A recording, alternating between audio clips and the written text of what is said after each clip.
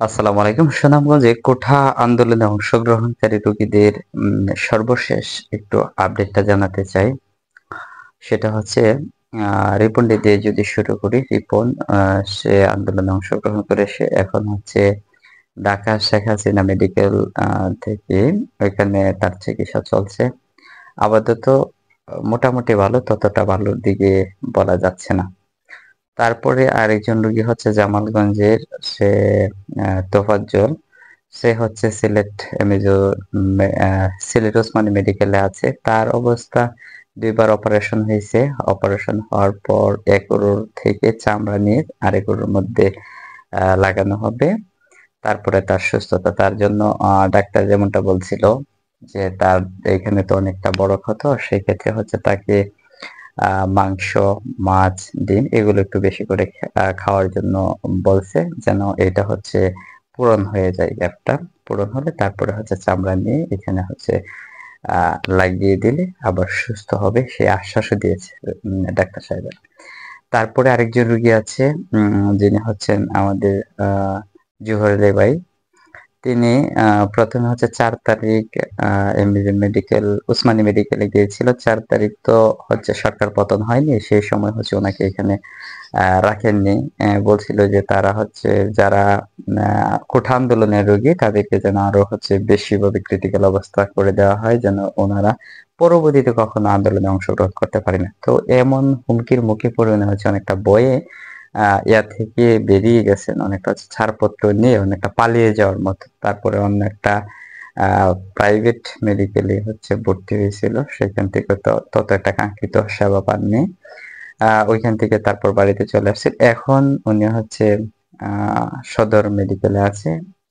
তার সর্বশেষ যে অবস্থা আমরা দেখেছি ইতিপূর্বে কতক্ষণ আগে একটা ভিডিওতে আমরা সেই বিষয়গুলো তুলে ধরছিলাম। ওনার অবস্থা মোটেই ভালো নয়। তো উনাকে হচ্ছে আগামীকালকে এখন হচ্ছে সদর হসপিটালে আজকে আছে উনি। আগামীকালকে সদরে যে ডাক্তার গণেরা আছেন ওনাদের সাথে পরামর্শ করে ওনাকে খুব সম্ভবত ঢাকা অথবা সিলেট আমরা নিয়ে যাব। তারপরে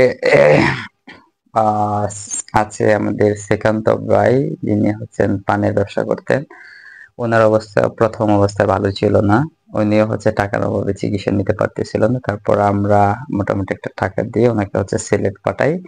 সিলেট থেকে উনি চিকিৎসা নিয়ে আবার চলে আসছে। ওনার ব্যবসা আছে, গরিব মানুষ। সেই ব্যবসা এখন কন্টিনিউ করতেছে। ওনার অবস্থা মোটামুটি ভালোই।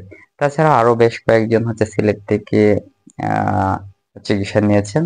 আরো কিছু রোগী হচ্ছে আমাদের বিশ্বম্বরপুর উপজেলা, আপনারা হয়তোবা জানেন বিশ্বম্বরপুর উপজেলা হচ্ছে আন্দোলন হয়েছে। সেক্ষেত্রে কিছু রোগীরা এমনিতেই চিকিৎসা ব্যতীত ৪ তারিখ ওইখানেও মেডিকেলে ঢুকতে দেয় না। অনেকটা প্রবলেম ছিল।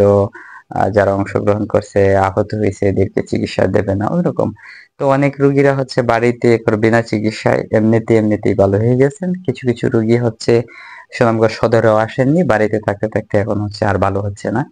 সেরকম আমরা যোগাযোগ করে যে কয়েকজন পেয়েছি ওনারা হচ্ছে ওনাদেরকে আমরা রিকোয়েস্ট করছি, অনুরোধ রেখেছি যে আপনারা হচ্ছে কমপক্ষে মেডিকেলে আসেন। সেক্ষেত্রে যদি কিছু টাকা প্রয়োজন পড়ে আপনারা আসা যাওয়ার ক্ষেত্রে আমরা আমাদের সাধ্যমতো আপনাদের সাথে থাকার চেষ্টা করব। যেহেতু আমরা স্টুডেন্ট, হাত খালি থাকে এটাই স্বাভাবিক। তো আমরা আশ্বস্ত করেছি।